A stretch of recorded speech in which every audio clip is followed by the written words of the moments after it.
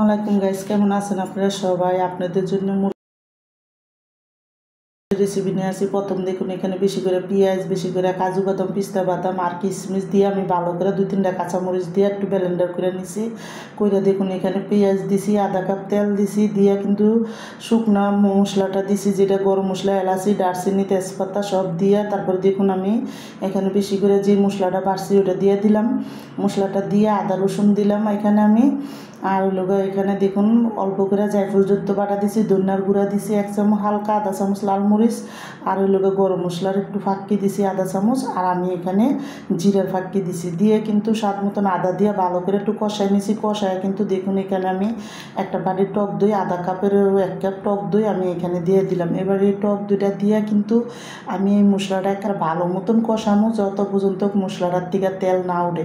আর মশলাটা যত ভালো করে কষাইবেন মশলার কোনো কাঁচা গন্ধ থাকবো না। আর দেশি মুরগির রোস্টটা কিন্তু তাড়াতাড়ি হয়ে যায়, এই জন্য কিন্তু মশলাটা ভালো করে কষাইতে হইব। মশলাটা কষায় কিন্তু আমি দেখুন এখানে আমি এখানে গরু মাংস কুরমাটা রান্না করার জন্য আমি এটি দিছি। তো দেখুন এখানে গরু মাংসটা আমি সুন্দর করে ধুয়ে তারপরে কিন্তু আমি এখানে দেখুন দিয়ে দিছি। তো মশলাটার লগে আমি এখানে গরু মাংস কুরমাটা রান্ধুম ভুলে আমি এখানে রোস্টার কথা পেয়ে নিছি।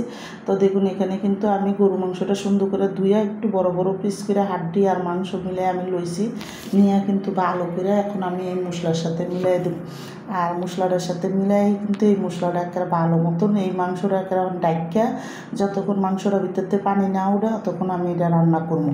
তো দেখুন এখন আমি ডাইকা দিছি, ডাইকায় কিন্তু মাংসটা আবার দেখুন অনেকখানি পানি উঠছে, আমি কিন্তু একটু লাড়া দিয়ে দেবো। আর একটু পরপর কিন্তু এটা লাড়া দিতে হবে, আবার চুলার আঁচটা মিডিয়ামে রাইখা তারপরে কিন্তু আমি এই গরু মাংস কুরমার রেসিপিটা রান্না করবো।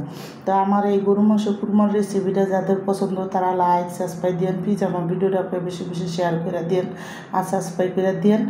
আর দেখুন আমি ভুলে কিন্তু বলে লাইছি এখানে মুরগির মাংস, আসলে কিন্তু এটা গরুর মাংস কুরমা। তো দেখুন এখানে যত পর্যন্ত আমি কিন্তু একটু পরপর পানিটি লাইরা পানিটা শুকান পর্যন্ত মাংসটার আমি ইয়া করবো। আর এই মাংসটা সুন্দর করে লাল লাল হয়ে যাবে, একটা কালার, সুন্দর একটা কালার আইব। এই পানির দিকে কিন্তু মাংসটা সুন্দরভাবে সিদ্ধ হইব। আর আমি দেখুন এখানে কিন্তু কয়েকটা কাঁচামরিচ দিয়ে আমি 1 কাপ আর আধা কাপ দুধ দিয়ে দিলাম। আমি কিন্তু এখানে আর কোনো পানি দিব না ঝোলের জন্য, এই দুধটা দিয়ে সুন্দর করে কিন্তু এই মাংসটা পুরো রান্নাটা আমার মাখা মাখা হয়ে যাব। তো দেখুন এখানে কিন্তু সুন্দর মতন আমার তরকারিটা রান্নাটা সুন্দরভাবে হয়ে আসে। পরে আমি এখানে ঘি দিয়ে দিলাম 2 চামচ, আর এখানে কিন্তু আমি একটু দিয়ে দিলাম। তো কেরানের জন্য আমি কিন্তু এখানে একটু দিয়ে তারপরে কিন্তু ভালো করে পেঁয়াজ বেরেস্তা দিয়ে তারপরে কিন্তু আমি নামাই দেবো। তো আমার রান্নাটা কিন্তু